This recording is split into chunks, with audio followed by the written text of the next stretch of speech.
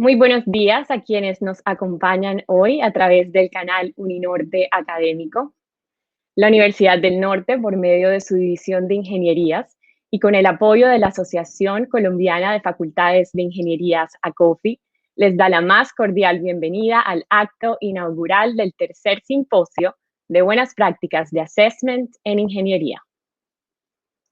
El evento que nos convoca hoy tiene como objetivo presentar, discutir y compartir experiencias, casos exitosos y buenas prácticas del desarrollo del proceso de assessment en programas de ingeniería. Saludamos muy especialmente en esta mañana a quienes nos acompañan, al vicerrector académico de la Universidad del Norte, Joaquín Han, al decano de la División de Ingenierías, Javier Páez Saavedra, a la ingeniera Amparo Camacho, directora académica de la División de Ingenierías, al presidente de la Asociación Colombiana de Facultades de Ingenierías, ACOFI, Roberto Hincapié, asimismo a su director ejecutivo, Luis Alberto González, al consejo directivo de ACOFI y a todos los invitados, miembros de ACOFI, conferencistas, profesores y estudiantes que se conectan a través de nuestro canal Uninorte Académico.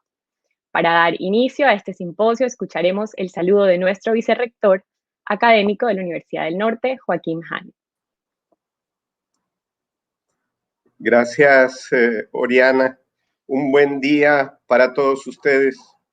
Un saludo muy especial a Roberto Hincapié, presidente de ACOFI, a Luis Alberto González, director ejecutivo de ACOFI, por supuesto a nuestro decano Javier Páez, a la líder incansable de este evento, Amparo Camacho, a todo el consejo directivo de ACOFI. Nuevamente, bienvenidos a la Universidad del Norte, esta vez en un espacio tan virtual como el que estamos viviendo por efectos de esta pandemia.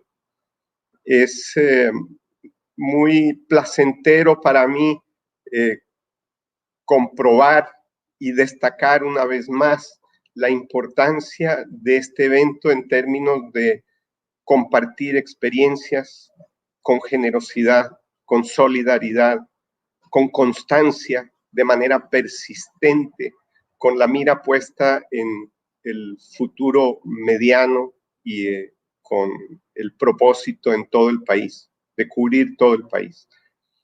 Es un motivo de verdadero orgullo comprobar que nuestros ingenieros, con el decano Páez a la cabeza, mantienen esa disposición de periódicamente encontrarse, de crear la tradición de que en agosto la Universidad del Norte es sede de este evento. Eso me produce una gran tranquilidad hacia el efecto final, el impacto que esto va a tener, no solo en la Universidad del Norte, sino a través de ACOFI en todo el país. Quiero en este caso destacar la presencia de uno de los conferencistas centrales, el ingeniero Marcos San Juan, quien es un caso muy que nos distingue, que nos enorgullece, y esta vez compartirá con nosotros su experiencia tan valiosa que es vivir a ambos lados de esos límites que existen entre industria y academia. Con demasiada frecuencia, la academia se aísla de la vida real, entre comillas, creando esa sensación de burbuja que gracias a personas como Marco logramos vencer o perforar, mejor dicho. Así que destaco muchísimo la presencia de Marco. Me alegra muchísimo porque tiene un reconocimiento nacional e internacional en el campo del assessment y en el campo de la ingeniería, tanto en lo académico como ahora desde la industria. Entonces, Marco, me alegra sinceramente que seas el guest speaker de la mañana. Tengo en este momento muy fresca la experiencia y va a ser el único comentario que quiero compartir con quienes están participando en el simposio.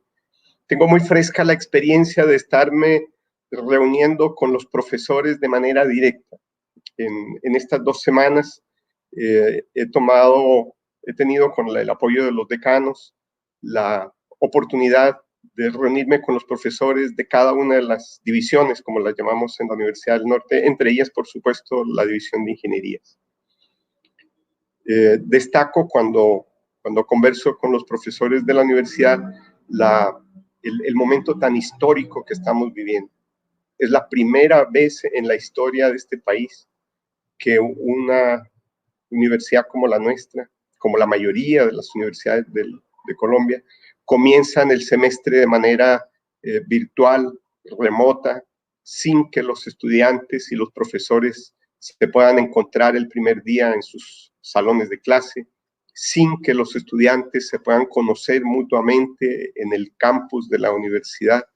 En ese sentido, es un semestre como nunca antes se ha vivido en la historia de la educación superior en Colombia.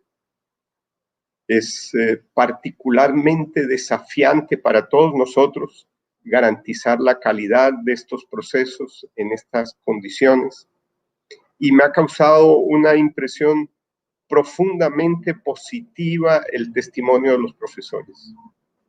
No he encontrado en ninguno de las reuniones pensamientos de fracaso, de frustración, todo lo contrario. He encontrado testimonios de una superación enorme, de una dedicación a su trabajo, de un nuevo amor por la docencia remota. Con frecuencia escucho a los profesores diciendo cosas como somos profesores presentes en la vida de los estudiantes, y ya no en la vida académica únicamente, sino inmersos en la realidad de las familias de nuestros estudiantes.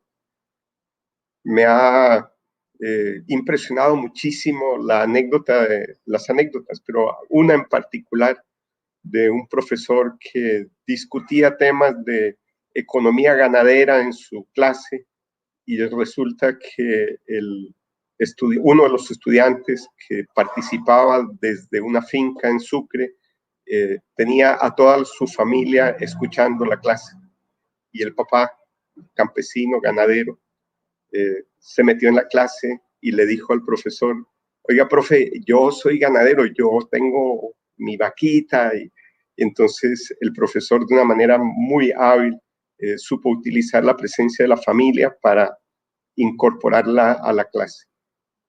Esa anécdota tan simpática lo que me transmite es una enorme confianza en la capacidad de nuestro profesorado, enorme. Están creciéndose de una forma absolutamente magnífica, están haciendo un gran esfuerzo. Por supuesto, los profesores de ingeniería de forma destacada. Del encuentro con los ingenieros me ha impresionado. Saben que una cosa que uno en la teoría la conoce, pero cuando lo ve funcionar en la práctica es muy simpático. Es el aprendizaje de pares.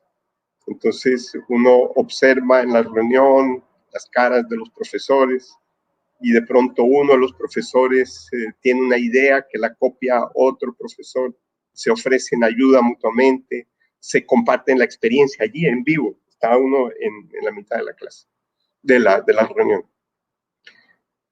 Quiero entonces cerrar mi bienvenida a todos ustedes a este simposio tan importante, tan generoso, tan solidario, con ese mensaje de confianza en las capacidades de nuestro profesorado. Se están creciendo. Vamos a poder seguir ofreciendo educación superior de calidad en medio de estas dificultades tan históricas que estamos viviendo. Finalmente, agradecerle a Javier, a Amparo en especial, por ese esfuerzo permanente de mantener vivo este interés por la educación en ingeniería, por el assessment en particular, en donde han desarrollado tantas fortalezas. Destacar muchísimo la generosidad, la solidaridad que nos debe unir ahora más que nunca antes, la cooperación entre facultades, el compartir experiencias como lo vamos a hacer en estos 2 días, en estos talleres, en las conferencias, compartir casos de buenas prácticas, de malas prácticas también, porque uno aprende de los fracasos. Quiero agradecer explícitamente el apoyo que nos da ACOFI. Participan de manera directa en la financiación de una parte de este evento. Agradezco muchísimo, Roberto, esa confianza y ese apoyo que nos brinda. Sean ustedes todos muy bienvenidos a este espacio virtual de la Universidad del Norte. Les deseo muchísimos éxitos en estos 2 días de trabajo intenso. Muchas gracias. Gracias, vicerrector. Y a continuación damos la bienvenida al decano de la División de Ingenierías, Javier Páez, quien también dará unas palabras. Muy buenos días a todos los colegas de la ingeniería que nos acompañan en la mañana de hoy. Quiero saludar muy especialmente a estas personas que hoy, en la mañana de hoy, 20 de agosto, se unen a esta instalación del evento que vamos a comenzar a continuación.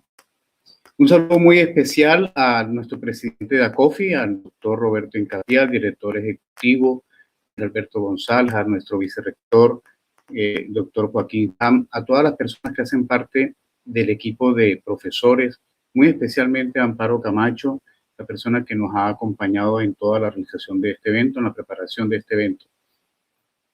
Al Consejo Directivo de ACOFI, que nos acompaña en la jornada de instalación del día de hoy, profesores, directivos, todas las personas que se están uniendo a la transmisión del día de hoy. Quiero decirle a todos que acabo de revisar el enlace de YouTube que tenemos, por donde estamos haciendo esta transmisión. Encontramos que hay personas de todo el país conectadas en este momento, lo cual es realmente muy gratificante para nosotros. Pero encontramos que no solamente hay personas del país, sino que hay personas de fuera del país. Veo personas conectadas de Chile, de Ecuador, de México, que también se suman a esta transmisión y al menos son de las que han colocado algún tipo de comentario en el chat de esta transmisión de YouTube. Bueno sería que muchos de los que están asistiendo también hicieran algún comentario para saber que están presentes dentro. Decirles que el estar aquí no es el resultado del azar. Estamos aquí porque ha habido un proceso detrás que nos ha permitido llegar a esta situación. A una situación donde estamos en un espacio virtual de la Universidad del Norte. Y hago referencia a esto porque es para hacer la claridad que esta es la tercera versión del simposio, que las 2 versiones anteriores se habían hecho presenciales aquí en el campus de la universidad. Decirles que en esa presencialidad que tuvimos ese par de años, la asistencia fue masiva, muy abierta, la receptividad de parte de profesores y directivos que nos acompañaron en esa oportunidad fue muy amplia. Creo que hoy, por la forma como se está mostrando el número de personas que se está conectando, una confirmación del interés que tiene el tema del assessment para el tema de la educación superior y el reconocimiento que estamos teniendo en las facultades de ingeniería con respecto a la importancia que tiene para el mejoramiento en general de la educación de la educación en ingeniería. Entonces, vuelvo al tema de decirles, estamos aquí, pero no es el resultado de algo gratuito, sino que es una evolución. Por allá en el año 2017 tomamos la decisión de generar un espacio donde fuera el momento natural de que las personas que están trabajando el tema de hacerme se encontraran, compartieran experiencias. Pero que eso para las que tuvieran experiencia, pero para los que no tienen experiencia, conocer qué era lo que estaba pasando en el mundo del assessment, ¿no? ¿Qué era lo que estaba sucediendo en eso? Entonces, nos dimos a la tarea de empezar a prepararlo y el primero fue en el 2018. Dijimos que esto debía ser abierto, que tenía que ser el aporte de la Universidad del Norte a la educación en ingeniería, a las facultades de ingeniería de Colombia y en principio de Colombia, pero también un aporte en general a la educación en ingeniería en español que queríamos hacer nosotros desde ese momento. Nos fue bien en el 2018, nos fue muy bien en el 2019 y los desafíos eran muy grandes para este año 2020 y creo que los estamos pudiendo sortear. La naturaleza nos llevó a que no fuera un espacio presencial, sino que fuera este espacio virtual de la Universidad del Norte. Pero que esto también nos da otras ventajas, nos da la posibilidad de que más personas se conecten. Y de pronto esto es una señal muy importante para lo que puede ser un espacio como esto hacia el futuro, para que tenga incluso más participación de personas. Quiero decir que el tema de assessment para nosotros, más que el primer paso para un proceso de acreditación, es definitivamente el paso ideal para el tema del mejoramiento de la educación en ingeniería. Esa ha sido nuestra apuesta. La apuesta es convertir la ingeniería convertir el assessment realmente en la herramienta fundamental para el tema del mejoramiento de la educación en ingeniería. Qué bueno que esto realmente, el objetivo que nos trazamos al principio con esto finalmente se logre. Y que nos acordemos que la Universidad del Norte, por vocación, por la generosidad que dice el rector, que decía el vicerrector, es como nuestra intención contribuir para que esto se dé. Bienvenidos al evento, espero que sea satisfactorio para todos ustedes. Quiero destacar la presencia de del ingeniero Marco San Juan como primer conferencista. Marco es profesor de razón de la Universidad del Norte. En este momento lo hemos prestado a una empresa de la ciudad. Pero fíjense que lo hemos tenido prestado como 3 años y ha seguido activo en el tema de la educación. De hecho, es líder, es miembro del grupo de trabajo de AIBET en Estados Unidos. Fue el primer evaluador AIBET que tuvimos nosotros en la Universidad del Norte. Después de eso han aparecido 2 más que ya están, ya tienen experiencia como evaluadores y están en formación otro tanto. Yo creo que ha sido muy importante también tener la posibilidad de tener evaluadores AIBET dentro de nuestro equipo de profesores para que la dinámica del assessment no se frene, sino que por el contrario se mejore, se dinamice mucho más. Sean todos ustedes bienvenidos a este simposio y así como lo decía el rector, el vicerrector, espero que al final de la jornada sintamos el beneficio que nosotros nos propusimos como objetivos para este simposio. Muchas gracias. Gracias, decano. Y ahora escucharemos a Roberto Hincapié, presidente de la Asociación Colombiana de Facultades de Ingenierías, ACOFI. Sí, muy buenos días para todos. Es un gusto saludarlos de parte del Consejo Directivo de ACOFI y de toda la asociación. Destaco la importancia que tiene para ACOFI la participación y el apoyo dentro de este evento, que en este momento nos encontrábamos reunidos en el Consejo Directivo, todos los consejeros, y suspendimos para unirnos a la inauguración de este evento, ¿cierto? Normalmente estaríamos en Barranquilla, teniendo nuestra reunión en la sede de la Uninorte durante la instalación del evento, pero pues en este momento los estamos acompañando de manera virtual. Quiero resaltar la importancia que tiene ACOFI dentro de la formación de los ingenieros, dado que nuestro objetivo fundamental es todo este tema de la calidad dentro de los programas de ingeniería y logramos eso a través del relacionamiento y del apoyo de todo este tipo de eventos y de todo lo que conlleve a una mejora de la calidad de los programas de ingeniería. Ese es nuestro objetivo fundamental. Hoy en día nos enfrentamos a una nueva realidad como esta pandemia. Como les mencionaba, estaríamos en este momento en Barranquilla, en Cartagena estaríamos en septiembre en nuestro evento, pero hemos observado que lo que hacemos los ingenieros es aprovechar las circunstancias difíciles para encontrar nuevas oportunidades. La apertura que hemos logrado en los foros que hacemos, en las reuniones que tenemos e inclusive en eventos como este y en el de Cartagena próximamente, es que el hecho de estar conectados a través de un medio virtual nos ha permitido que se conecten personas desde todas partes del país y desde otros países externos a Colombia. Esto ha permitido que nuestros eventos, nuestros foros logren permear a muchas más personas frente a las que anteriormente lográbamos hacer. Esa es una oportunidad que hemos encontrado dentro de la pandemia, donde naturalmente hay dificultades, pero esa apertura a los medios y los canales virtuales nos han permitido llegar a mucho más público del que originalmente podíamos. Dentro de esta pandemia, pues naturalmente lo que busca la asociación también es apoyar en este proceso de formación. Todos compartimos los mismos dolores, todos compartimos las dificultades, Pero eventos como este, donde se logra tener precisamente discusiones respecto a la evaluación de estos procesos de aprendizaje de los ingenieros en el assessment, pues son aquellos en los cuales se dan esas discusiones que nuestros asociados y las personas que participamos de este trabajo de formar a los ingenieros compartimos como dudas.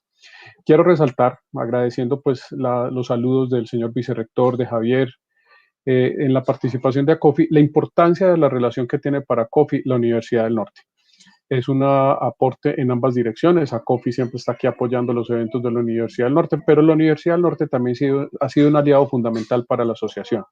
Javier, pues durante todos los años que ha sido decano, el apoyo que le ha prestado a la asociación y su participación en el Consejo Directivo como esa voz histórica de la ingeniería en Colombia. Entonces, agradecernos mucho ese apoyo mutuo que nos damos entre las dos organizaciones.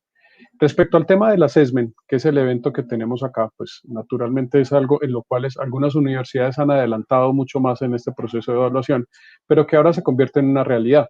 Los nuevos decretos que ha establecido el gobierno y el Consejo de la Educación Superior para garantizar la calidad de los programas de ingeniería y los registros calificados hace que todos tengamos que trabajar ahorita en la evaluación de estos modelos de aprendizaje. La forma como evaluamos a los ingenieros y poder garantizar no solamente que tenemos recursos para formar a los ingenieros, sino medir cómo efectivamente lo que nosotros le entregamos a nuestros ingenieros lo pueden reflejar ellos como un real resultado de ese aprendizaje, es, digamos, la importancia que tiene el evento que hoy en día tenemos. Las buenas prácticas, la experiencia que han ganado otras universidades, la experiencia que tienen personas como el conferencista Marco, que enseguida vamos a escuchar, pues nos permiten a otras universidades conocer la manera como podemos aplicar esas buenas prácticas y no reinventar la rueda, como decimos los ingenieros, sino partir de los hombros de estas personas que ya han avanzado en ese tema y tener un mejor conocimiento. Finalmente, resaltar e invitarlos al evento que tenemos de formación en ingeniería, el evento internacional de educación en ingeniería, el EIEI que tenemos, que originalmente sería en Cartagena, será por medio virtual ahorita en septiembre, para que todos estén cordialmente invitados a participar de él. Nuevamente, muchas gracias, señor vicerrector Han, muchas gracias, Javier, y aquí quedamos pendientes del evento. Muchas gracias a todos de parte de ACOFI. Muchas gracias a Roberto Hincapié. Ahora damos la bienvenida a la ingeniera Amparo Camacho, quien es organizadora de este evento y la directora académica de la División de Ingenierías de la Universidad del Norte. Muy buenos días a todas las personas que nos están viendo y escuchando en este canal. Un saludo muy especial a todas las personas que me han precedido en la bienvenida. Y pues por supuesto lo que nosotros queremos es poder invitarlos a todas las actividades que siguen a continuación y que ustedes han podido observar en las agendas que previamente les hemos enviado y que podrán observar y seguir observando en la página web de nuestro evento. Reiterarles nuevamente que esta es una oportunidad muy importante para todos nosotros, la Academia de Ingeniería en Colombia, donde nosotros podamos compartir y discutir todos aquellos procesos, todas aquellas experiencias que nosotros estamos y hemos venido desarrollando como prácticas evaluativas en la cotidianidad o aquellas que estamos en estos momentos innovando o aquellas estrategias que a partir de la situación que estamos viviendo las estamos realizando, las estamos experimentando y día a día estamos tratando de mejorarlas. Quiero apropiarme de una frase que dijo el vicerrector Joaquín Han, porque creo que lo expresó de una manera muy clara y tal vez es la mejor expresión que yo estoy encontrando hasta el momento. ¿Cuál es el espíritu que nos reúne a nosotros y cuál es el espíritu que nos impulsó a la División de Ingeniería desde el año 2018 que realizamos el primer evento de assessment para realizarlos? Y es ese aspecto que él destacaba de ingeniería, el aspecto que él ha podido observar cuando se ha reunido con nosotros los profesores de ingeniería, y es que para nosotros es muy importante el aprendizaje entre pares. Realmente ese es el sentido de este evento, un aprendizaje entre pares, un aprendizaje donde nosotros vamos a poder revisar, a compartir, a discutir todas aquellas experiencias que tienen que ver con la cotidianidad de nuestra labor docente en las aulas, en los laboratorios, en los pasillos, en los horarios de atención a los estudiantes, es decir, en aquellos todos espacios donde nosotros de alguna manera estamos compartiendo con nuestros estudiantes, estamos enseñando, pero también en muchas ocasiones estamos aprendiendo de ellos mismos. Es un aprendizaje entre pares lo que nosotros estamos tratando de desarrollar en estos eventos. Y quisiera que quede muy claro este sentido. Por eso es que todas las actividades que nosotros organizamos van enfocadas en ese sentido. De esta manera es que nosotros hemos venido preparando estos eventos a través del tiempo y un poco pues el decano de ingeniería nos recordaba a todos cuál es la historia de este proceso realmente, cuál ha sido nuestro proceso de aprendizaje en el assessment a través del tiempo, a través de los años, y cómo en este momento nosotros, cuando decidimos empezar a realizar estos simposios, pensamos en que era importante compartir esto, era importante discutir esto con los colegas de ingeniería de las universidades del país y también de otros países. Entonces, nuevamente reitero esta invitación a participar en este evento con ese espíritu, con ese sentido de aprendizaje entre pares. Quisiera, por último, no voy a repetir lo que han dicho mis antecesores, quisiera recordarles actividades importantes que vamos a desarrollar en el día de hoy y en el día de mañana en esta tercera versión del simposio de las prácticas de assessment en programas de ingeniería. Vamos a tener a continuación la conferencia de instalación a cargo del ingeniero Marco San Juan, que ya lo han presentado previamente el vicerrector y también el decano. Realmente para nosotros es muy importante contar hoy con la presencia de Marco, que él realmente ha estado en estos momentos, digamos, si lo miramos desde la academia hacia afuera, está en la otra orilla de la industria, pero sigue siendo un académico muy importante en la Universidad del Norte. Pero fundamentalmente y en esencia, él se considera un académico. Entonces, él nos va a poder dar esa visión desde la industria de lo que está sucediendo en el mundo de hoy y qué se espera de nuestros ingenieros, de nuestros futuros ingenieros, qué se espera desde la industria, sobre todo en circunstancias como las que estamos viviendo, donde la vida nos ha cambiado de una manera tan drástica. A las 11 tendremos talleres, tendremos 4 talleres en simultáneo, todos que se están versando sobre aspectos importantes de assessment. Ustedes van a elegir el que sea de su interés. Simplemente les vamos a solicitar que para todas las actividades, dado esta modalidad remota que estamos utilizando, tratar de ingresar por los links respectivos al menos 5 minutos con anterioridad a la hora de inicio. En la tarde tenemos una conferencia muy importante. A partir de las 4 de la tarde tenemos un conferencista internacional invitado, el doctor Richard Warder, que es una persona que tiene una experiencia muy grande en temas de assessment. Y es muy importante esta conferencia desde ese punto de vista, por lo cual pues, los invito muy especialmente. Y a continuación, a las 5, tenemos la sesión de presentación de experiencias de aulas de colegas nuestros que hicieron su propuesta para presentar sus experiencias y hoy de 5 a 7 de la tarde estarán presentando esas experiencias. Y en el día de mañana tendremos a partir de las 8:30 de la mañana una actividad muy importante que la hemos denominado Con Café, que la estrenamos, por decirlo así, en la versión del año pasado. En presencial fue muy exitosa, por esa razón quisimos hacerla este año aún en la distancia y consideramos que puede seguir siendo exitosa incluso más. Y es la presentación y la discusión de los 8 artículos que este año publicamos pues con el auspicio de ACOFI, 8 artículos en la segunda versión de la publicación de buenas prácticas de assessment en ingeniería. También ustedes van a poder seleccionar con cuáles de sus autores van a querer interactuar, incluso para darles mayor cobertura. Estos autores van a replicar por 3 veces esa discusión. Mañana ustedes podrán, cada uno de ustedes, tener la oportunidad de asistir a 3 sesiones diferentes e interactuar con estos autores.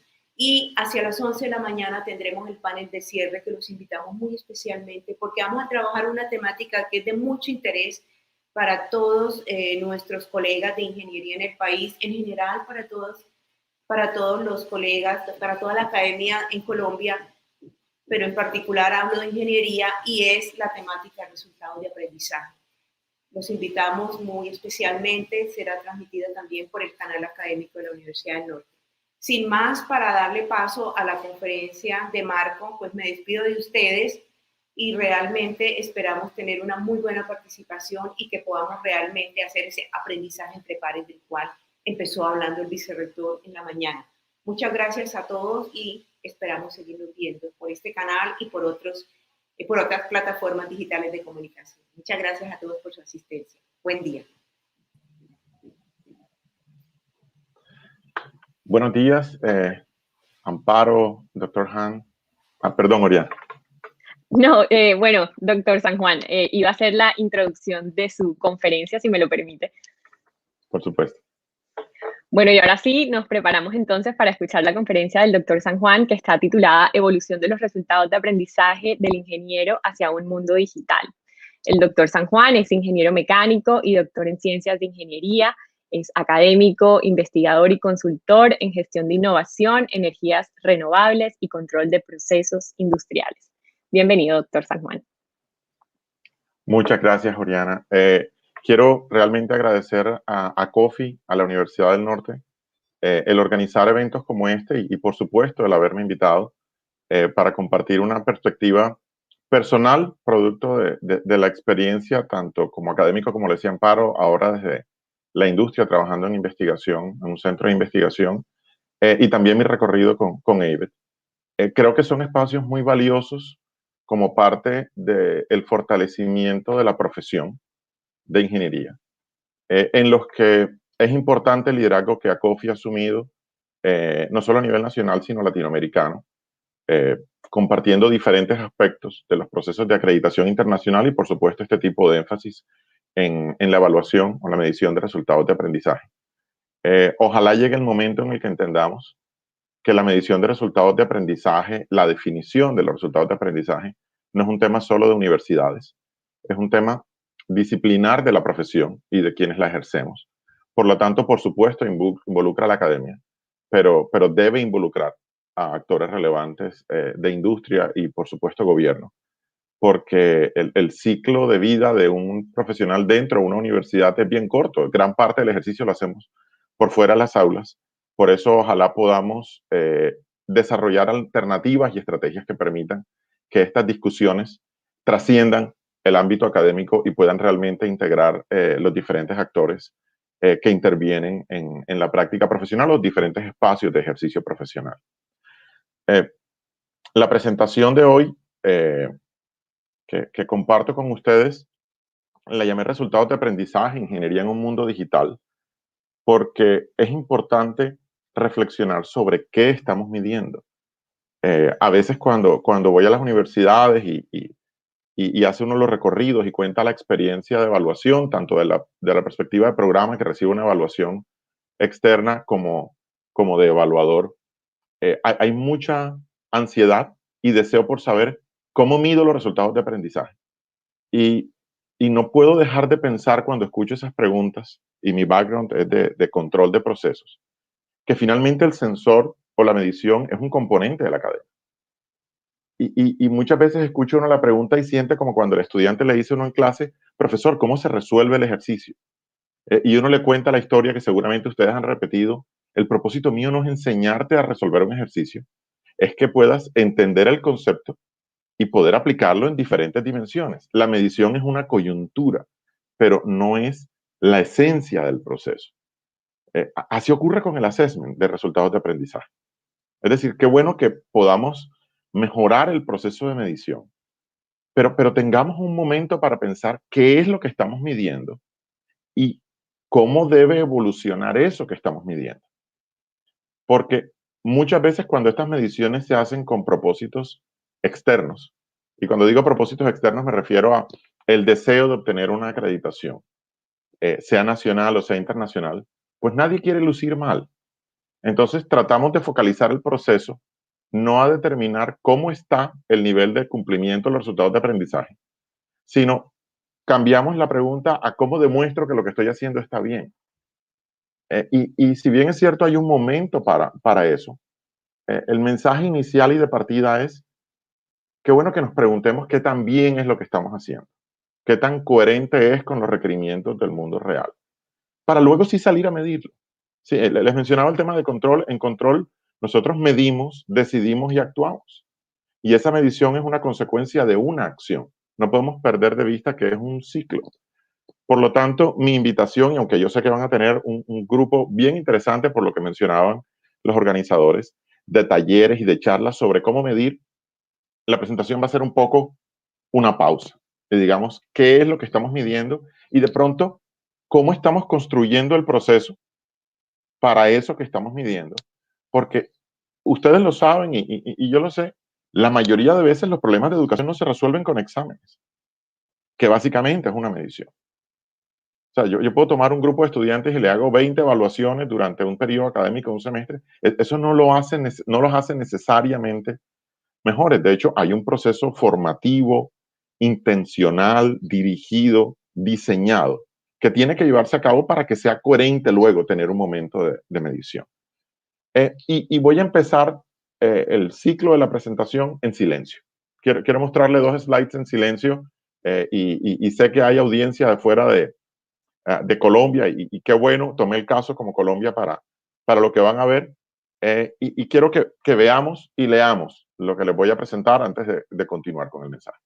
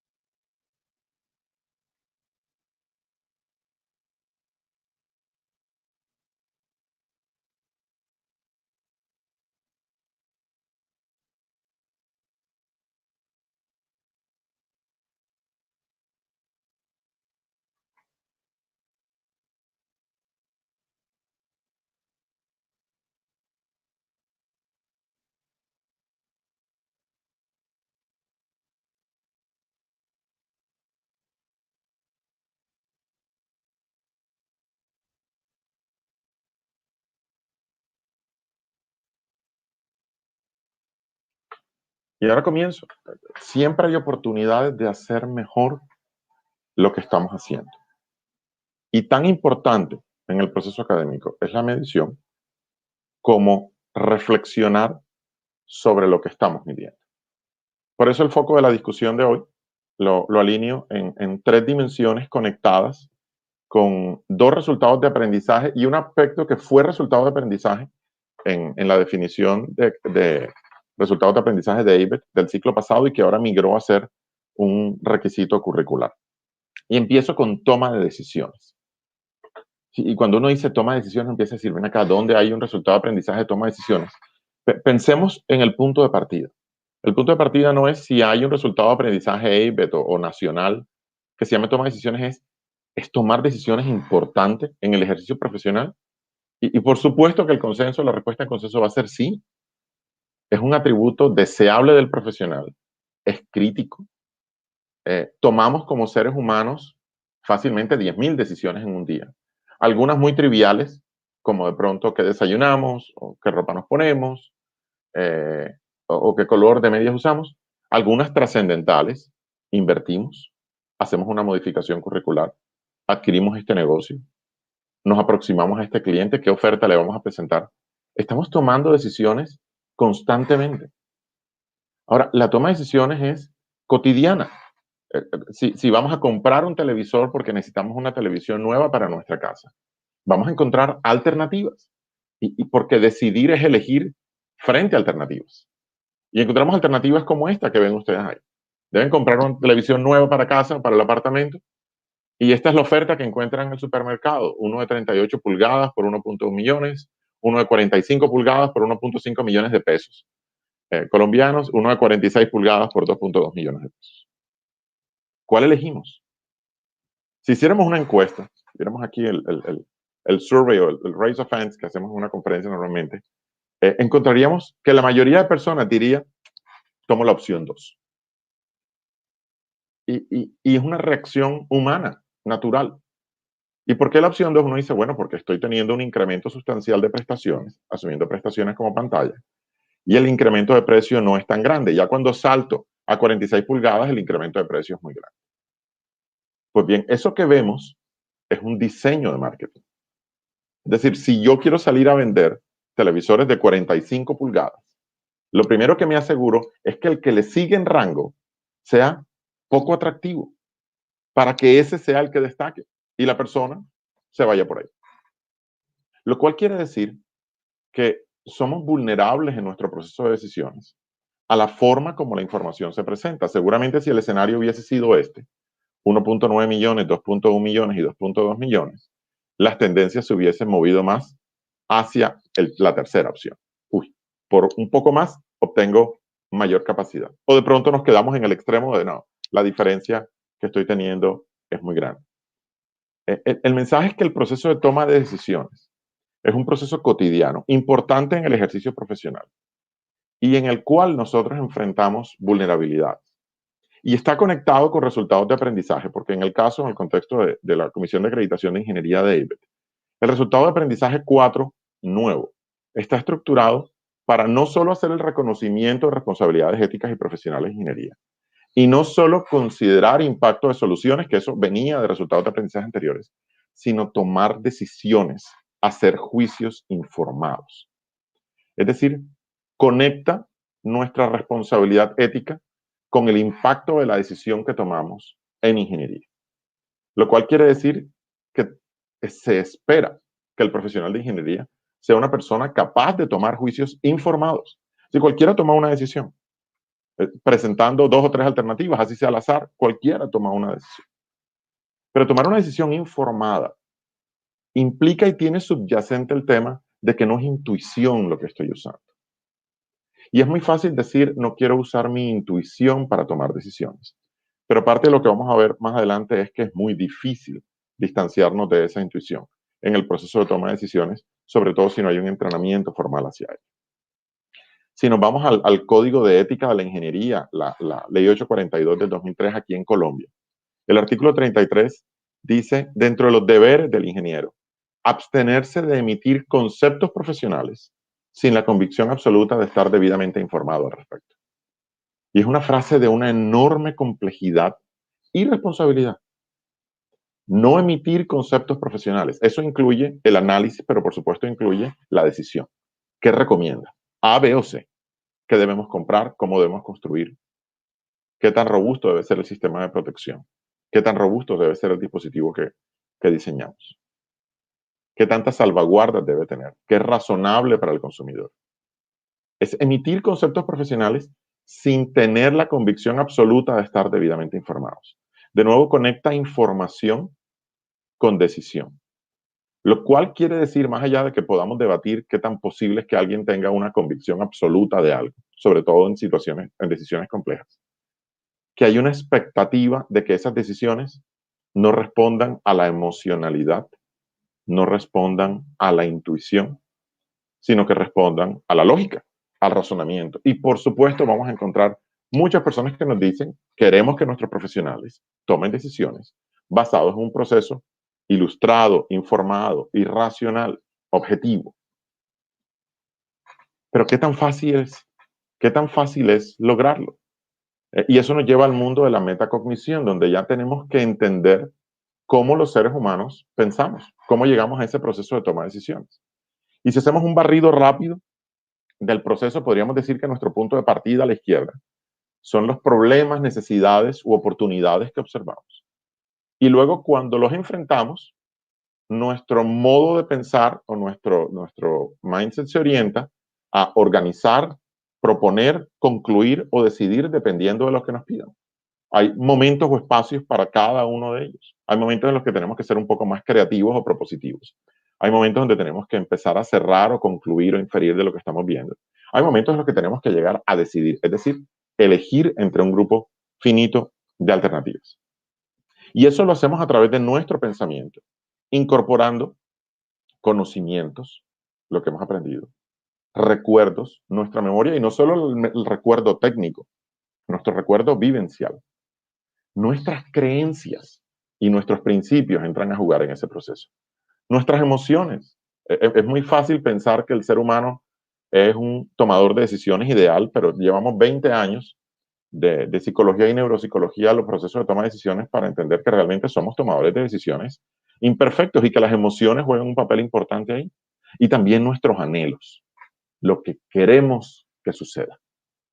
Es decir, no solo nuestro conocimiento, el componente neutral, lógico, entra a jugar toda una dimensión de recuerdos, de experiencia y de emociones en ese proceso de pensamiento. Y además recibimos insumos directos respecto a la situación que estamos decidiendo, porque estos son como de contexto. Lo que leemos incide en la forma como pensamos. Lo que escuchamos o lo que nos dicen incide en la manera como pensamos. Lo que evidenciamos o estamos observando y lo que representamos, los datos, la información, que por muchos años fueron vistos como un elemento menor o neutral, pero a medida que ha avanzado el crecimiento en el volumen de datos y de información disponible, sobre todo su disponibilidad, se vuelve un elemento que puede o no influir positivo o negativamente en esos procesos. Y luego, ¿cómo lo procesamos? ¿Cómo procesamos todo eso? Pues se habla de 4 tipos de pensamiento. 2 dominantes, el pensamiento intuitivo, que es el que nos ayuda a levantarnos de la cama, a atravesar la calle, en algunos casos incluso a conducir un vehículo, que es un pensamiento rápido, ágil, con poco procesamiento computacional si miráramos el cerebro como un computador. Pero también sujeto a errores, marcado por la experiencia, donde hay una focalización en algunos elementos importantes y una eliminación de elementos de contexto para poder tomar decisiones ágiles. Y hay un pensamiento analítico, que es un pensamiento lento, racional, que le gusta revisar la información en contexto, adquirir más, si es posible, y que tiene un procesamiento mucho más pesado porque empieza a considerar what if, qué pasaría si, o qué pasaría si hago esto, o qué pasaría si esto otro. Uno no puede levantarse de la cama pensando, ¿qué pasa si me levanto con el pie izquierdo o con el pie derecho? Haría muy lento nuestro proceso. Entonces, hemos desarrollado estos 2 modos de pensamiento que coexisten y que no necesariamente tenemos un switch mental que nos lleva a decir, ahora voy a actuar con pensamiento intuitivo o ahora voy a actuar con pensamiento analítico. Pero además existen estas otras 2 formas de pensamiento de soporte, el lateral y el crítico. Y el lateral nos dice, sí, esta es mi conducta central y esto es lo que veo que está ocurriendo. ¿Qué más podría hacer o qué más podría estar ocurriendo? Es lo que me lleva a contemplar alternativas que el medio no directamente me exige. Es el que es muy promovido para ejercicios de creatividad. Pero creatividad no es inventarme un nuevo cuadro. Creatividad es buscar una solución a un problema que llevamos 2 años tratando de resolver y no hemos encontrado una manera efectiva de abordar. O imaginarnos realidades alternativas para poder luego encontrar nuevas soluciones. Y encontramos lo que llamamos pensamiento crítico, que es la capacidad que tenemos de cuestionar el proceso mismo de decisión, pero más importante aún, la información que estamos recibiendo. Nuestro modo de pensamiento analítico asume que las entradas son ciertas y, consecuencia de ellas, procesamos. En pensamiento crítico empezamos a cuestionar la validez de esas entradas. Y por lo tanto, es un nivel de conciencia mucho mayor y de reflexión mucho más profundo. Imagínense lo lento que hace cuando no solo tenemos un procesamiento lento vía procesamiento analítico, sino que además estamos cuestionando las piezas de información que entramos. Pero es que si no logramos, sobre todo en decisiones complejas, activar esa capa de cuestionamiento, vamos a ser muy vulnerables a lo que nos presente. Y una de las grandes o las palabras o los vocablos introducidos últimamente es el tema de fake news, porque aportar, crear, distribuir, divulgar información falsa se ha vuelto una estrategia en muchos frentes, tanto comerciales como políticos. Y todo eso entra a jugar en el proceso de pensamiento para luego definir cuál es la prioridad que elegimos o la secuencia de prioridades, el nuevo conocimiento que vamos a generar, porque esto juega también en los procesos de creación, las decisiones que vamos a tomar, que es el foco, o la innovación, el foco de la charla de hoy. Entonces, realmente el proceso de toma de decisiones no es un proceso simple. Y a eso le tenemos que sumar algo. Desde los estudios de Kahneman y Tversky en los años 70, se ha hecho evidente que el ser humano es un tomador de decisiones imperfecto, porque frente a condiciones de incertidumbre, cuando no hay una claridad absoluta de la relación causa-efecto o no hay una medición precisa de la información de entrada, somos vulnerables a los sesgos. Y de hecho, Gary Shackle, un investigador de toma de decisiones y de economía británico, mencionó en los 60 el reto de que representaba tomar decisiones en condiciones de incertidumbre. Él decía, en un mundo predestinado, las decisiones serían ilusorias. Si sabemos ya qué va a ocurrir, eso es una ilusión estar tomando decisiones. Realmente el destino las está tomando por hoy. En un mundo de preconocimiento perfecto, si existiera esa máquina que nos dice si yo hago esto, ¿qué va a pasar? Tomar decisiones sería vacío. Y en un mundo sin orden natural, donde domina el caos, haga lo que haga, va a pasar lo mismo. Entonces tomar decisiones sería impotente. Nuestra actitud intuitiva ante la vida implica que las decisiones, eso nos lo dice nuestra percepción, no son ilusorias, no son vacías y no son impotentes. Por lo tanto, dado que las decisiones en este contexto excluyen tanto la predicción perfecta como la anarquía de la naturaleza, ellas deben ser definidas, las decisiones deben ser definidas como una escogencia frente a incertidumbre restringida. Es decir, el principal reto del tomador de decisiones es entender que esa incertidumbre no puede ser eliminada por completo y que parte del reto del proceso mismo de toma de decisiones es acotar cuál es el nivel de incertidumbre razonable para una decisión ser tomada. Es decir, el reto no es frente a 5 opciones elegir una, es saber cuándo detengo mi proceso de búsqueda de información. Y esto varía de contexto a contexto, de caso a caso, de decisión a decisión. Y la pregunta es, ¿en qué momento estamos dando estas discusiones? ¿En qué momento nos estamos recordando o le estamos diciendo a nuestros estudiantes que en los procesos de toma de decisiones existen sesgos y que es natural? Los seres humanos estamos marcados por lo que se ha caracterizado en psicología de la decisión como racionalidad limitada, donde conceptos como coherencia asociativa, que es nuestra capacidad de solo conectar los hechos que son coherentes con el argumento que queremos construir y olvidarnos de los que lo contradicen. O sustitución de atributos, donde frente a una decisión compleja, para reducir nuestro esfuerzo de procesamiento, sustituimos un atributo complejo por uno simple y tomamos la decisión como si fuera el simple el que estuviera dominante. O fluencia, que hace que veamos como mejor lo que para nosotros es más fácil y malo como lo que para nosotros es más difícil. Entonces, no es para nosotros, es que si a alguien le resulta difícil la matemática, va a decir la matemática no es útil. Si a alguien le resulta muy fácil la matemática, va a decir la matemática es necesaria para todos. Y eso no es un mecanismo neutral de tomar decisiones. La utilidad o no de la matemática no debería depender de qué tan fácil o difícil es para alguien. Es realmente el efecto o el impacto que logra. Estamos dominados de reglas cognitivas, es decir, lo que sabemos impacta la decisión. Afiliativas, ¿qué piensa nuestro grupo o nuestra comunidad? Porque somos seres sociales, afecta nuestra decisión, y reglas emocionales, cómo nos sentimos en el momento de tomar decisión. Y por eso aparecen sesgos que están documentados en la literatura, como el efecto de ancla o framing o el efecto bandwagon, que son sesgos que permiten evidenciar cómo somos vulnerables ante procesos de toma de decisiones. Por ejemplo, en el caso de framing, a la manera como la información es presentada a nosotros. Uno de los cuidados más grandes que hay que tener, por ejemplo, cuando nos presentan datos gráficos, son las escalas. Tengo que estar seguro que la escala es coherente con el problema. Una diferencia entre 10 y 40 puede ser pequeña o puede ser grande dependiendo de la escala como me lo muestren. Si me lo muestran en una escala de 0 a 50, la veo grande. Si me lo muestran en una escala de 0 a 1000, los dos puntos se ven al mismo nivel. Y es una reacción natural el dejarnos llevar por la primera impresión, sobre todo cuando tenemos activado pensamiento intuitivo. Esto, por ejemplo, es uno de los sesgos más caracterizados, que se conoce como el efecto de costo perdido.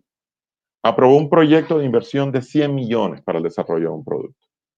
Ha gastado 90 millones y faltan 2 meses para terminar.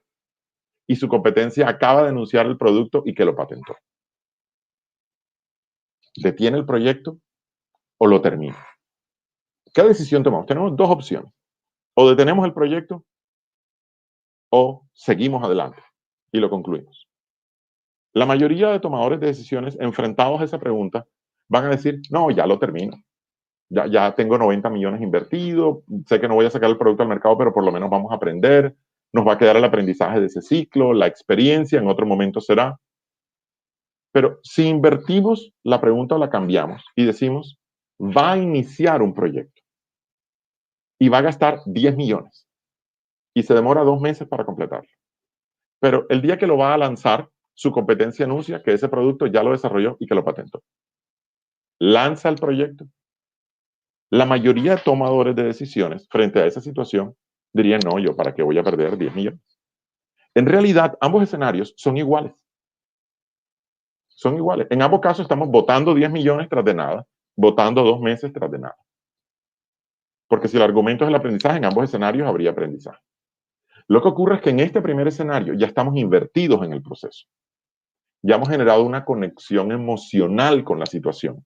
Y entonces esa emocionalidad, esa sensación de pérdida interfiere con la neutralidad del proceso de toma de decisiones. Y esto se conoce como el efecto de costo perdido. Y es otra manera de mostrar cómo el framing funciona, cómo la manera como nos presentan información afecta nuestro proceso de tomar decisiones.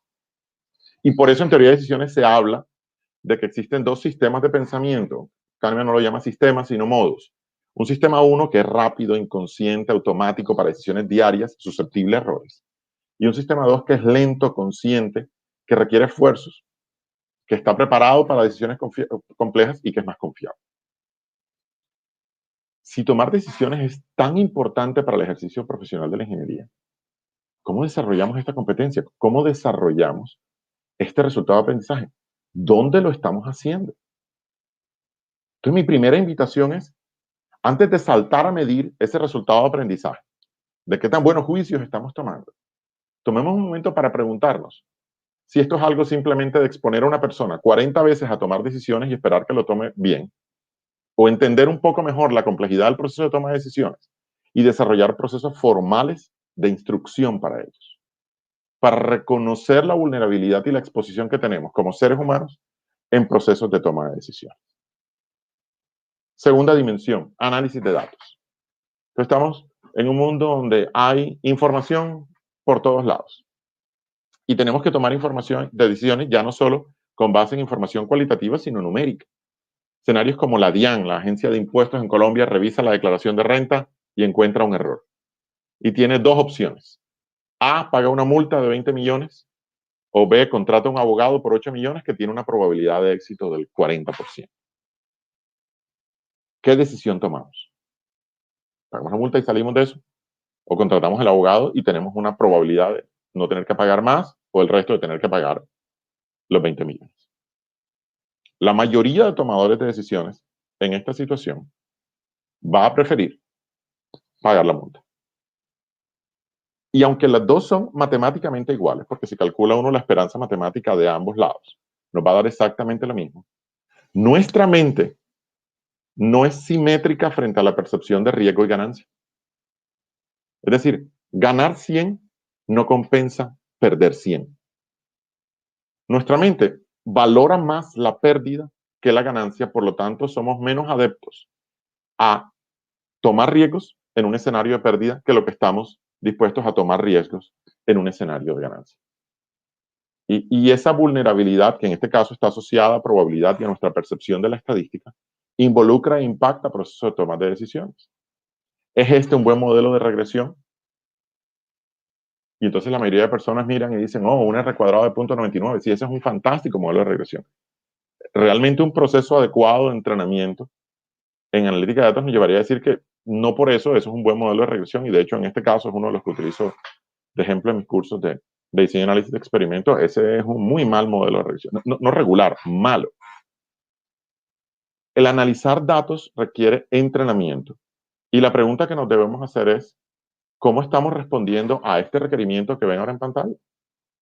Este resultado de aprendizaje nuevo 6, que es una variante del outcome B antes, que decía la habilidad para desarrollar y conducir experimentación apropiada, pero luego dice analizar e interpretar datos, y por supuesto luego lo conecta con juicios o conclusiones, y utilizar juicios de ingeniería para sacar conclusiones.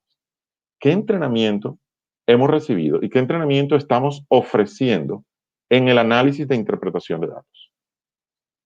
Entonces, cuando he hecho estas preguntas en charlas abiertas a facultades de ingeniería, escucho dos tipos de respuestas. La primera es, no, tenemos un curso de estadística dentro del programa y ellos se encargan de hacer el análisis y entrenamiento de datos. Y el problema de esa respuesta es que es como en los tiempos antiguos, mi educación fue de principios de los 90, cuando se creía que tener un curso de escritura en el currículum era suficiente para que se desarrollara una buena competencia de escritura. Afortunadamente, 10 años después, los currículos evolucionaron y dijeron, ven acá, si esto no es algo en lo que se involucran los cursos de diferentes niveles, incluyendo los de componente profesional, eso no sirve de mucho. Lo mismo ocurre. Si la única persona que está en un plan de estudios trabajando con análisis e interpretación de datos por técnicas formales, no por intuición o percepción. Es el profesor de estadística con las restricciones que pueda haber en cuanto a ese proceso, en cuanto a duración, tiempo, método y herramientas. El impacto no lo estamos logrando. Eso es uno de cuántos cursos, de 60, 70, 80 que ve el estudiante. La otra respuesta que encuentro es, no, nosotros en los laboratorios nuestros estudiantes tienen que trabajar con datos. Ah, muy bien. ¿Qué hacen? No, ellos van, toman datos de una variable, un fluido, un comportamiento y construyen un modelo de regresión. Okay. ¿Y cuántos datos toman? No, 10, 15. Muy bien. Hace 50 años, tener destrezas para trabajar con 10, 15, 20 datos era bueno. Pero la realidad del mundo de hoy es que la abundancia de datos está por todos lados. Esta foto me gusta utilizarla para mostrar del lado izquierdo lo que era un quirófano de los años 60 y del lado derecho lo que es un quirófano sofisticado del mundo de hoy. Hay un paciente, hay un cirujano, hay auxiliares, eso no ha cambiado.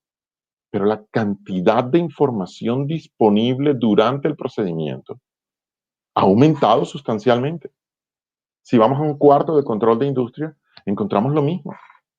La cantidad de variables y de mediciones que tenemos disponible en un proceso industrial ha crecido sustancialmente porque ahora es mucho más viable económica y técnicamente medir y es mucho más viable económica y técnicamente llevar esos datos a un centro o un cuarto de control.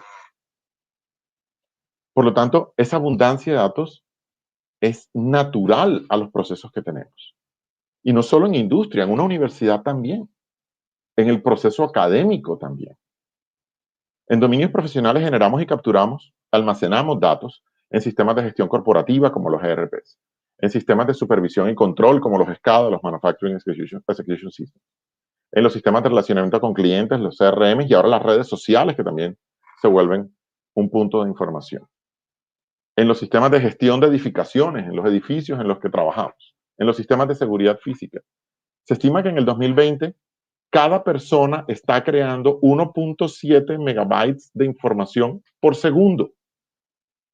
Se estima que en el 2020, al cierre del año, existirán 44 zettabytes de datos en el universo digital. 44 zettabytes es 44 billones de gigabytes lo que hemos construido.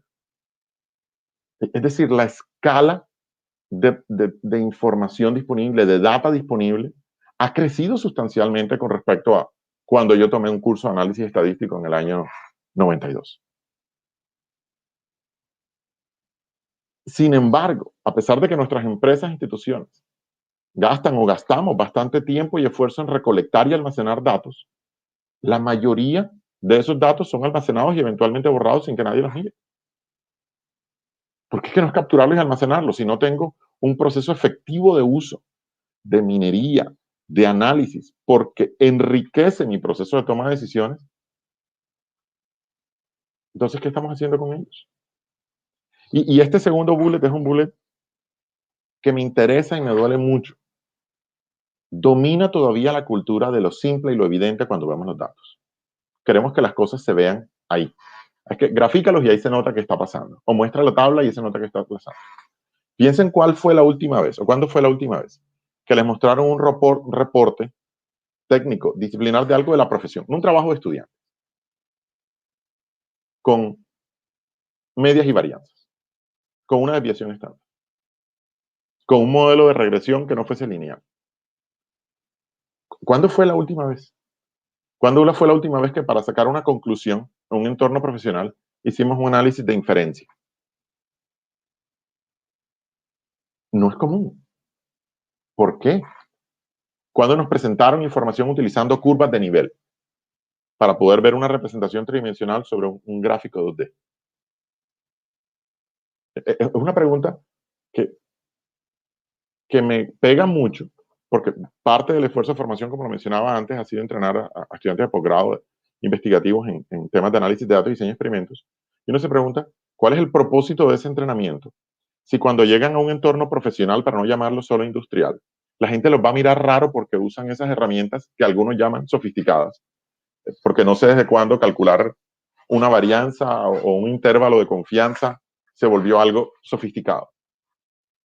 Hay una percepción de que las cosas tienen que ser simples para ser buenas y que entonces lo complejo no es bueno. Y eso es terrible, porque eso lo que hace es que los jóvenes profesionales se inhiban y dejen de usar lo que por tanto tiempo entrenaron. Entonces, ¿para qué ve uno 4 cursos de matemática o cálculo, ecuaciones diferenciales, estadísticas o estadísticas, si luego cuando llega al entorno industrial o profesional le van a decir, no, no vengas tú aquí a enredarte con esas cosas, dame las cosas simples? Estamos inhibiendo la posibilidad de hacer análisis de fondo con información disponible, con herramientas existentes y válidas. Entonces, lo importante no debería ser lo simple, o si las cosas son simples o no. Esa no es la pregunta que nos deberíamos hacer. La pregunta que nos deberíamos hacer es si la solución es efectiva o no. Y si es efectiva, ¿qué importa si es compleja? Para eso tenemos gente inteligente trabajando con nosotros. ¿Es acaso el celular una pieza de tecnología simple? ¿Es el computador una pieza de tecnología simple? ¿Ustedes creen que la gente de Samsung se levanta pensando, vamos a ver cómo hacemos algo simple hoy? No. ¿Cómo agregamos valor? Y si esa agregación de valor requiere complejidad o muchísima complejidad, lo resolvemos. Entonces, nada logramos haciendo entrenamientos si el entorno cultural en el cual el profesional se desempeña no está preparado, no está dispuesto a recibir esa complejidad. Y eso requiere enseñar análisis de datos en contexto. Además, porque normalmente, esto no es un siempre, no hay herramientas y formación transversal para análisis de datos en la mayoría de las empresas. Es decir, no podemos decir que nuestro parque empresarial, y no estoy hablando de nuevo de universidades en el contexto, aunque yo sé que hay una discusión interesante que se puede dar, es consciente de la relevancia, de la importancia de los datos en los procesos de crecimiento corporativo. O de pronto puede ser verbalmente consciente, pero no tenemos personas formalmente entrenadas o herramientas computacionales, tecnológicas o metodológicas para poder convertir eso que se conoce como el nuevo petróleo en valor real en el negocio. Porque claro, mientras yo quiera que las cosas sean simples, mientras lo más sofisticado que veo es una tabla, un diagrama de pie o un gráfico de líneas, pues va a ser difícil que pueda yo hacer extracción o captura de valor. Y además, y esto termina volviéndose un reto, muchas empresas, muchas instituciones no cuentan con un modelo de gobierno de datos. Ni siquiera se han hecho la pregunta de quién son los datos, quién los está gobernando y qué estructura deben cumplir, ¿no? Cada área tiene sus datos y cada área hace con ellos lo que quiere. Si miramos el panorama internacional, hay un porcentaje mayor de empresas. En el caso colombiano, viene a mi mente, por ejemplo, el caso de Argos, que tiene un centro analítica creado hace unos 2 o 3 años, bastante interesante. Pero lo cierto es que los datos se volvieron un activo intangible que hay que gobernar y que hay que coordinar. Cómo lo llama el área A versus cómo lo llama el área B determina la forma o la posibilidad de que esos datos sean efectivamente cruzados. Y estas son discusiones que normalmente no estamos dando y que son habilitadores importantes porque nos permiten implementar capas de análisis en algunos casos simples o tempranas, como esa primera vez que ven de Business Intelligence, donde tenemos un reporte más bien retrospectivo mirando hacia atrás qué fue lo que pasó. O podemos transicionar hacia analítica de negocio, donde ya nos estamos preguntando por qué pasó o qué pasará, o qué debería haber hecho yo, o qué debería estar haciendo para tomar decisiones. Es decir, utilizar e incorporar toda esta información en procesos formales de toma de decisiones, algunos incluso asistidos por máquina. No todo lo podemos procesar o ver simplemente nosotros leyendo una tabla directamente. Ahora, si esto es la realidad, se requiere la misma formación y herramientas para procesar poca información que mucha información. Es el mismo curso de análisis de datos o el de estadística de la época en la que alguien recibía 20 datos y se sentía agradecido con la vida a cuando a alguien ahora le pueden colocar fácilmente 30.000 datos. Es la exploración la misma. ¿Qué tanto ha evolucionado el componente curricular que soporta este resultado de aprendizaje? ¿Qué ejemplo damos de ese proceso en nuestra práctica docente, de lo que sea que estemos enseñando? E incluso en nuestro ejercicio profesional, sea que trabajemos en una universidad o sea que trabajemos en una empresa privada o en el gobierno. Somos ejemplo de organización impulsada por datos, un data-driven organization, o realmente seguimos manejando los datos de manera tradicional, generando los reportes históricos que sacábamos hace 10 años, los seguimos viendo hoy. Sí, estas son preguntas importantes porque es que de pronto la medición nos va a dar que estamos haciendo muy bien lo que decimos que estamos haciendo, pero el problema es que no estamos haciendo lo que necesitamos hacer. Y de pronto la respuesta a estas preguntas es, no, sí se requiere la misma formación o no ha evolucionado el componente curricular, pero está bien no evolucionado. Pero lo importante y el mensaje es, démosle espacio a esa discusión. No nos concentremos únicamente en cómo medir un resultado de aprendizaje. Preguntémonos realmente qué significa ese resultado de aprendizaje en el contexto moderno. Y salto a la tercera y última dimensión. Hablamos de que estamos en la cuarta revolución industrial, en el mundo de la hiperconectividad. Cuando hablamos de cuarta revolución industrial y de hiperconectividad, viene a mi mente este criterio 5 de currículum de David, que dice, dentro de la estructura de formación tiene que haber un mínimo de 45 créditos de tópicos de ingeniería apropiados para el programa, que consistan en temas de ingeniería, ciencias de computación, diseño de ingeniería y utilizando herramientas modernas de ingeniería. Utilizando herramientas modernas de ingeniería. Esto antes era un outcome y se volvió un componente curricular. Porque realmente utilizar herramientas de ingeniería hace parte de la estructura curricular. Pero la pregunta es, ¿a qué llamamos una herramienta moderna de ingeniería?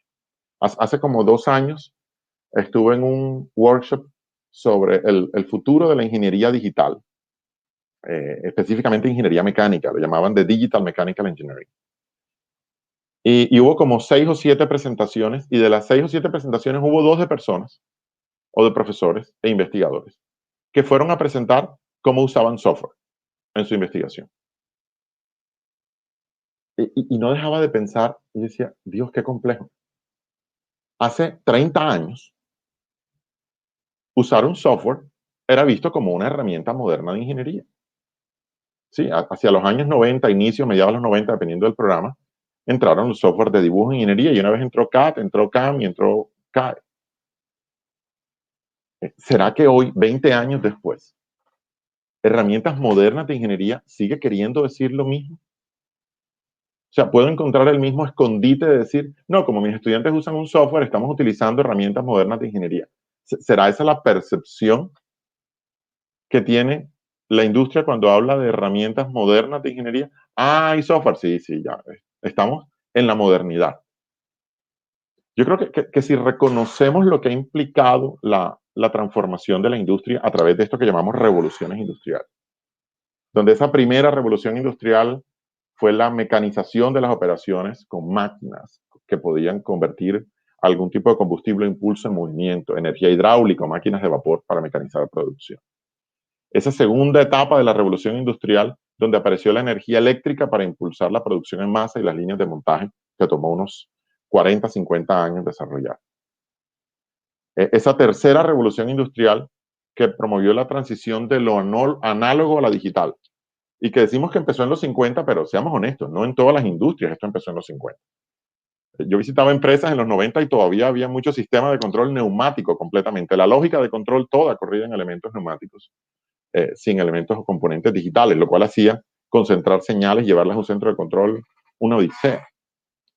Pero esa automatización, introducción de computadoras y electrónica en entornos industriales, fue parte de la revolución industrial de la tercera generación o 3.0. Y ahora cuando hablamos de industria 4.0 estamos hablando de que hay comunicación máquina a máquina, hay internet de las cosas, hay computación bajo demanda, empiezan a aparecer todos estos cibersistemas físicos virtuales de realidad extendida, realidad virtual, realidad aumentada, realidad mixta. Empieza a aparecer computación cognitiva, ya no le tenemos miedo a decir inteligencia artificial. Yo recuerdo, recién llegado a mi doctorado, donde trabajé con inteligencia artificial en control de procesos, no quería ni mencionar la palabra inteligencia artificial porque lo veían uno como un animal raro. Hoy se volvió 18 años después cool y qué bueno. Pero lo cierto es que esto de Industria 4.0 implica unas dimensiones tecnológicas diferentes. Y la pregunta es esto de una disciplina o de 2 disciplinas o transversal disciplinar? ¿Vamos a tener que sacar la ingeniería de la Industria 4.0? ¿O vamos a tener que tomar este conocimiento y encapsularlo en 1 o 2 disciplinas de ingeniería y dejar a los demás analfabetas en estos temas? o realmente tenemos que hacer un ejercicio transversal. Este es un mapa de un estudio de McKinsey del año 2017 sobre potencial de automatización en la economía. Y Colombia aparece marcado en azul. Seguimos teniendo un aparato económico altamente susceptible de ser automatizado. Más del 51% de las actividades, según la escala de colores que ven ahí, pueden ser automatizadas en la operación, lo cual quiere decir, y podríamos cuestionar, qué tanto hemos pasado esa tercera revolución industrial, pero estamos en la cuarta. Lo cual quiere decir que está bien, sigue habiendo retos tecnológicos en esa automatización, pero no podemos olvidarnos de que el mundo, nuestra competencia, está en otra tónica. Y este es un análisis en el mercado laboral de Estados Unidos, del mismo estudio de McKinsey, donde mira porcentaje de tareas o de actividades que pueden ser automatizadas en empresas de Estados Unidos, según la función o el rol. Desde administración, gestión de experiencia, que básicamente ahí entraría juicio de ingeniería, interfaz y relacionamiento con clientes, manejo de equipos en entornos físicos no predecibles, recolección de datos, procesamiento de datos y manejo de equipos en entornos físicos predecibles. Y miren que en esos últimos tres, el 64, el 69 y el 81% de las actividades en empresas de Estados Unidos pueden ser automatizables utilizando o adoptando tecnologías con efectividad demostrada en el momento. Eso trasladémoslo mentalmente a lo que implica un parque industrial en nuestros países. La brecha al menos es la misma, o si no, puede ser mayor. Lo cual quiere decir que tenemos que revisar qué denominamos herramientas modernas. Pero además tenemos que preguntarnos quién denomina herramientas modernas. ¿Es ese un privilegio académico docente? ¿O es una pregunta que tenemos que resolvernos como profesión, entendiendo que en la profesión entran esos tres mundos de academia, gobierno e industria? ¿Son sostenibles las barreras disciplinares actuales? Es decir, ese enfoque de cada campo disciplinar está perfectamente definido y todo lo demás es simplemente un curso lectivo. ¿O tenemos que reorientarnos hacia campos ocupacionales porque las tecnologías transversales están realmente propiciando una disrupción en lo que queremos enseñar y en la manera como se operacionaliza? ¿Y cómo formamos líderes para esta cuarta revolución industrial?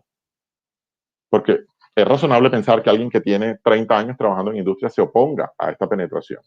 Pero sería muy triste que nuestra generación de estudiantes se oponga a esta transformación simplemente porque su proceso de formación fue ajeno a que había una revolución industrial llevándose a cabo con tecnologías penetrando diferentes sectores de industria, comercio y gobierno, y como academia nos mantenemos ajenos a ella. Entonces, hay preguntas muy fuertes que hacernos en esas cuatro dimensiones y por eso cierro con esta invitación. Yo quiero invitarlos a que mantengan, por supuesto, la mirada en cómo mejorar su proceso de medición. Pero cada vez que vayan a hacer un ciclo de medición, no solo se pregunten si estoy haciendo las mejoras para mejorar ese indicador o para lograr el valor deseado, sino tómense la oportunidad de reflexionar qué significa ese resultado de aprendizaje en el mundo de hoy, en mi contexto, en mi mercado, en el mercado laboral que nuestros estudiantes van a enfrentar. Y yo creo que solo por esa ruta podremos solamente llegar a esas pocas mediciones, porque ningún sistema soporta muchas, que realmente valen la pena y que realmente conectan una función de acreditación con una función social y de servicio de educación para que tengamos profesionales que transicionen a una vida productiva, habilitados y conscientes de fortalezas y debilidades, pero también de la oportunidad de liderar transformaciones en el mundo de hoy. Muchas gracias. Muchas gracias, doctor San Juan, por esta conferencia. A todos quienes están conectados ahora mismo a través de nuestro canal Uninorte Académico, los invitamos a hacer preguntas a través de los comentarios, el chat de comentarios de YouTube.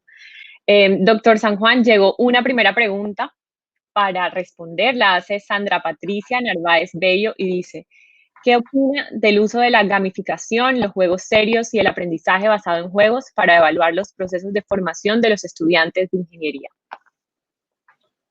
Gracias, Sandra, por la pregunta. Realmente es una pregunta muy válida y es una herramienta probada. De hecho, gamificación, no solo en docencia, sino en contextos industriales o comerciales. Todos estos programas de millas son excelentes ejemplos de cómo nos vuelven un juego querer viajar con una aerolínea. O sea que induce mucho a esa conexión emocional con el proceso. y es efectiva tanto en procesos de instrucción como en procesos de evaluación. La pregunta es, ¿qué es lo que estamos gamificando? De fondo, para conectarlo con la presentación. Porque así como hablamos en los tiempos de la automatización, yo puedo automatizar el proceso actual o puedo diseñar un mejor proceso y luego automatizarlo. Mi invitación sería que reflexionemos sobre qué tipo de proceso de educación y qué tipo de competencias o desarrollo de competencias queremos articular esa gamificación. Bueno, nos llega, mientras tanto, otra pregunta. ¿Cómo se articulan los sistemas de gestión del conocimiento a la medición de resultados de aprendizaje? ¿Existen algunas implicaciones? Sí, y yo pensaría, agradeciendo la pregunta, que en el contexto de resultados de aprendizaje lo que estamos viendo son más datos en el marco del proceso educativo. Cuando les hablaba de la importancia de utilizar los datos para tomar decisiones efectivas, la única decisión efectiva no puede ser la promoción o no de un estudiante en un curso. Por supuesto, el mejoramiento del programa es un elemento fundamental. Y nosotros tenemos que ser capaces de capturar el conocimiento respecto a la operación del programa, a su concepción y a su operación, de una manera sistemática para poder luego enriquecerlo con estas mediciones. La importancia de la gestión del conocimiento es que nos permite tener esa estructura, ese framework sobre la cual hacer el enriquecimiento. Si no, se vuelve un proceso iterativo ad hoc de qué nos dio el año pasado, qué nos dio este, qué hicimos el año pasado, qué hicimos este, pero no hay una incorporación sistemática, entre otras cosas, porque nuestras plantas de profesores se van renovando. Y si uno habla con los profesores ya que están con bastante experiencia en el recorrido académico, ellos dirán, muchas veces escucho preguntas de profesores jóvenes que nos estábamos haciendo hace 15 años. El comentario mío es, bueno, ¿y dónde están esas respuestas que encontraron? ¿Es una anécdota o tenemos algún tipo de sistema estructurado donde eso lo podemos retroalimentar? Nosotros tenemos una oportunidad de academia enorme de aprovechar datos de desempeño para mejorar el proceso. Y esa mejora de proceso no es cada 6 meses. O sea, estamos en un mundo donde tenemos la capacidad de reaccionar en días. ¿Cuánto tiempo le tomó a la academia reacomodarse a este modelo virtual? Tenemos la capacidad de reaccionar en días, creando escenarios que ni nos habíamos imaginado. Pero cuando estamos hablando de temas curriculares, de repente el ciclo se vuelve en años. O una mejora a un nivel de un curso, no, ya esperemos al próximo semestre para implementar. Y el único dato que estamos incorporando es la experiencia actual. Entonces, yo pienso que hay una muy buena oportunidad de conectar la estructura y el framework de gestión del conocimiento con la definición y medición de resultados de aprendizaje para tener realmente un sistema de soporte a toma de decisiones mucho más efectivo. Bueno, y tenemos un comentario que hace Galo Adán Clavijo. Se requiere proceso de deconstrucción y reconstrucción de la misión, la visión del PI y del PEP. Sí, Galo, la verdad es que no lo quería incluir en la presentación formalmente. De hecho, tengo un par de slides de cierre a eso.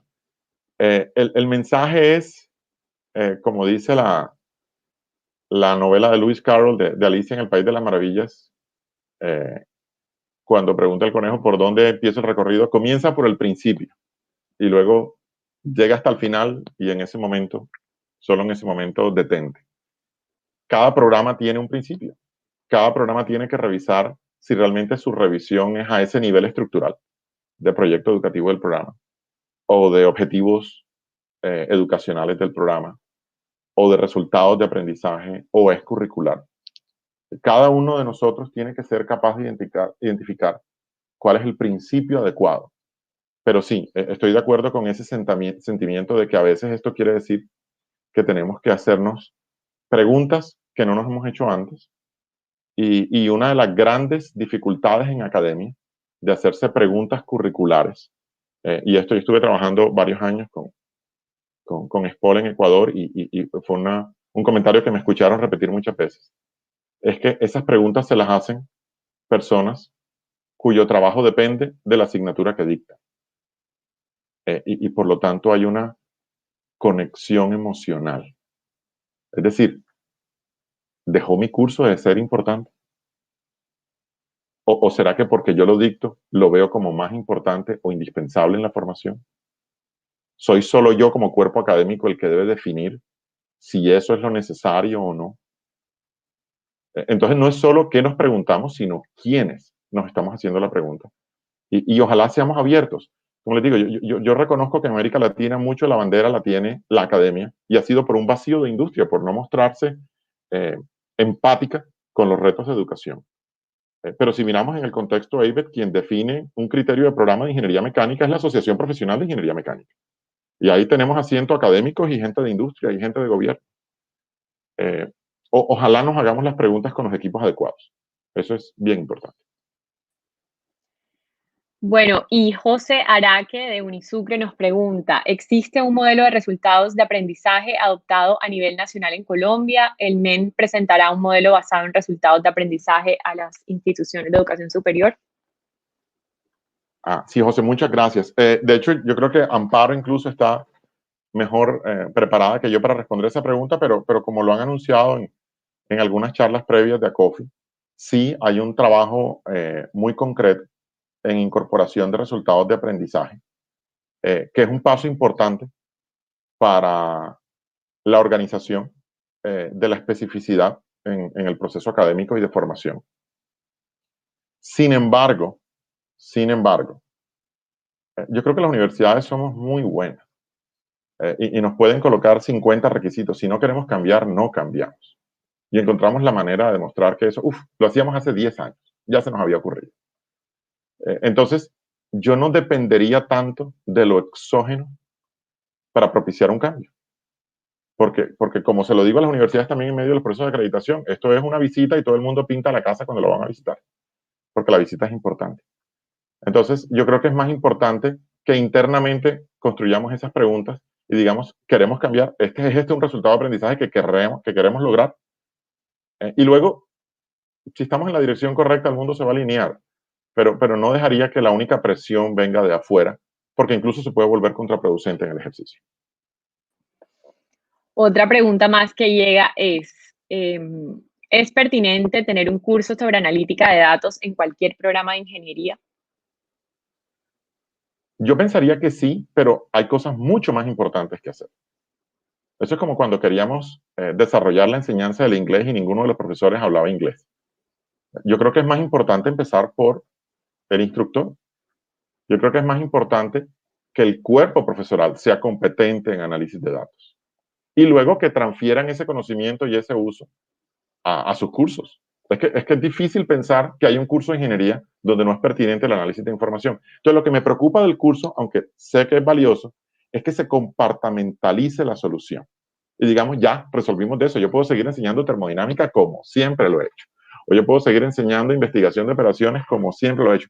No, ojalá logremos tener un efecto transformador, porque yo creo que los profesores, sobre todo el ciclo profesional, tenemos un peso muy importante en la percepción de lo que el estudiante tiene de lo que es la profesión. Entonces no hay como cuando ellos nos ven ejerciendo la profesión, utilizando este tipo de herramientas.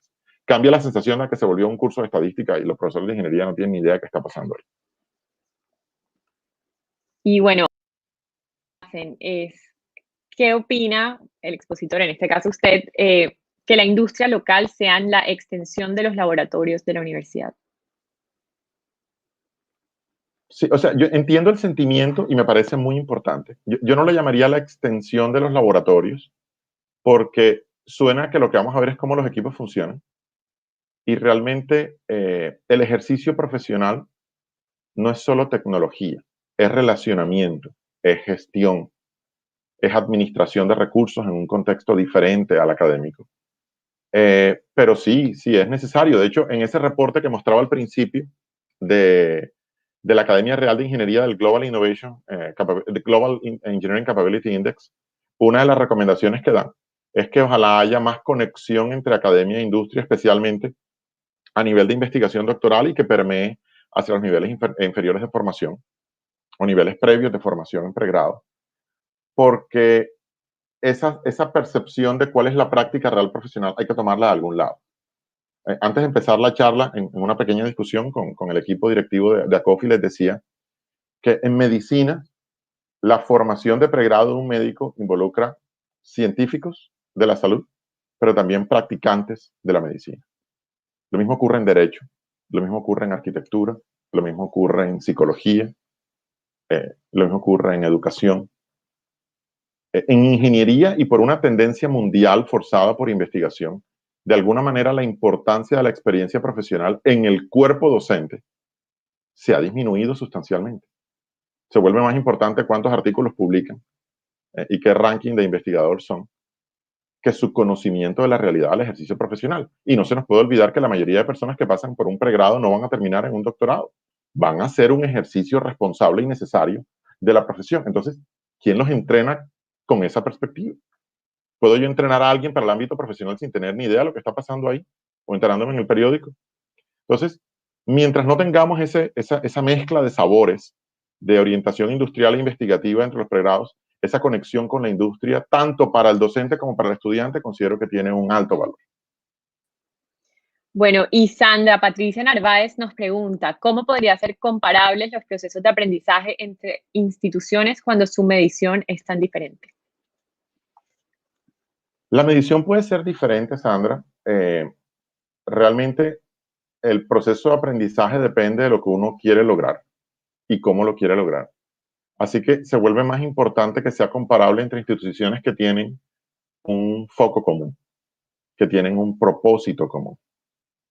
Al final del día, en estos procesos, para hablar ya de resultados de aprendizaje, lo importante no es si la universidad A tiene un 3.8 sobre 5 y la universidad B tiene un 4.2 sobre 5. Es qué definió la universidad A como meta en función de su propósito educativo para ese programa y de sus objetivos de aprendizaje o objetivos educacionales, y qué definió la universidad B. Y pueden ser comparables en la medida que yo puedo decir que están muy cerca de cumplir sus propias expectativas o que están excediendo la expectativa, pero no necesariamente porque el número o la cuantificación sea exactamente lo mismo. Todavía en eso en academia hay mucho de sui generis. Lo que pasa es que los sui generis puede ser un escondite para decir yo hago lo que quiero y nadie me puede juzgar. Y al final el juez verdadero del proceso educativo es la práctica profesional. Entonces, mi invitación es que bueno que podamos tener procesos formales de diseño de instrucción y diseño de medición, pero no nos engañemos. El juez natural de la calidad del proceso no es la tablita de Excel con los resultados de aprendizaje que mostramos. Es lo que logra efectivamente el profesional en su ejercicio, consecuencia en parte de la educación que recibió. Muchas gracias, doctor San Juan. Vamos a hacer una última pregunta por cuestiones de tiempo. A quienes estaban preguntando hace un rato, esta conferencia va a quedar grabada. Pueden volver a consultarla cuando quieren en este mismo enlace. Y los invitamos también a que se suscriban a nuestro canal de Uninorte Académico. La última pregunta sería, me gustaría saber si lo conceptual aún no se interioriza cómo diseñar los sistemas que nos permitan hacer el seguimiento. Es una pregunta valiosa realmente. Miren, les pongo un ejemplo. En el contexto colombiano, ¿qué métrica utilizamos para determinar si alguien es un candidato adecuado para ingresar a nuestros programas? Un dato, de pronto 4 o 5 del mismo examen, de la prueba de estado. ¿Cuántos datos hay disponibles del proceso educativo previo del estudiante? Hay, qué sé yo, 10.000, 20.000, y de repente decimos, no, yo voy a ignorar esos 10.000 o 20.000 datos. Voy a concentrarme en mi proceso de admisión en uno. Una prueba neutral, hecha un día, y con eso tomo la decisión. Casi que ignorando los 10 o 11 años previos. Entonces yo sí creo que en los sistemas de seguimiento, no solo de entrada, sino durante el proceso, es necesario reconocer que tenemos mucha más información disponible que hace 20 años. Por lo tanto, es casi que inadmisible tomar decisiones como hace 20 años. Y segundo, que nos debemos, como académicos y convencidos de la importancia del proceso de mejora, a revisar esas oportunidades para ver cómo diseño un sistema de seguimiento poblacional e individual, si queremos hacer esa famosa y tan mencionada foto transversal del estudiante, para poder diseñarlo. En academia todavía seguimos manejando el concepto de producto estándar. Yo tengo un producto estándar y la gente que viene aquí viene a mi producto estándar. Y cuando no lo hago estándar es porque le coloco 1, 2 o 3 o 4 cursos electivos. Pero mi core es estándar. ¿Es eso sostenible? ¿Es eso lo que el mercado necesita? ¿Es eso lo que espera nuestro consumidor, nuestro cliente? ¿Es la mejor manera de servirle a la sociedad? Yo no sé si la respuesta es sí o no. Y seguramente esa respuesta dependerá de cada contexto. Pero lo importante, como lo induce tu pregunta, es hagámosla, discutámoslo. Y no nos sentamos atados a hacer las cosas como hace 20 o 30 años, porque las herramientas, la tecnología, los recursos y la información disponible no son los mismos de hace 20 o 30 años. Entonces nos debemos a nosotros mismos como académicos propiciar ese crecimiento a través de las preguntas correctas. Muchísimas gracias a todos por su atención y por la invitación a esta charla. Muchísimas gracias, doctor San Juan, por esta conferencia. Antes de hacer el cierre, le doy la palabra a la ingeniera Amparo Camacho. Marco, muchísimas gracias por tu conferencia. Estuvo excelente. Creo que arrancamos muy bien el simposio. Todo lo que tú dijiste realmente debe conducir a un proceso de reflexión en la Academia de Ingeniería en Colombia, a un proceso de interiorización, de revisar lo que estamos haciendo mucho más allá de lo visible, de lo superficial, de lo que se ve. Creo que arrancamos muy bien y con ese espíritu de análisis, de reflexión, también de esa criticidad que tú hablabas, es que nosotros queremos desarrollar todo este evento. Hubo una pregunta sobre resultados de aprendizaje. Yo los invito a todos. Mañana en el panel de cierre, precisamente ese va a ser el tema con el que vamos a cerrar el simposio, resultados de aprendizaje, y si bien no vamos a tener un representante directo del Ministerio de Educación, dentro de los panelistas va a estar acompañándonos un consejero del CNA, del Consejo Nacional de Acreditación. Entonces los invitamos a todos porque creo que vamos a discutir mucho de lo que tú dijiste hoy, Marco, que realmente es muy valioso, es muy pertinente.